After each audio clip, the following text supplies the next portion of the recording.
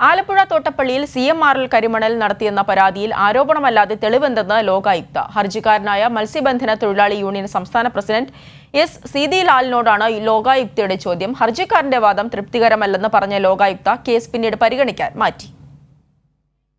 99 കോടിയോളം രൂപയുടെ കരിമണൽ അനധികൃതമായി CMRL കടത്തിയെന്നാണ് മത്സ്യബന്ധന തൊഴിലാളി യൂണിയൻ സംസ്ഥാന പ്രസിഡന്റ് സീതിലാൽ ലോകായുക്തയിൽ നൽകിയ പരാതി.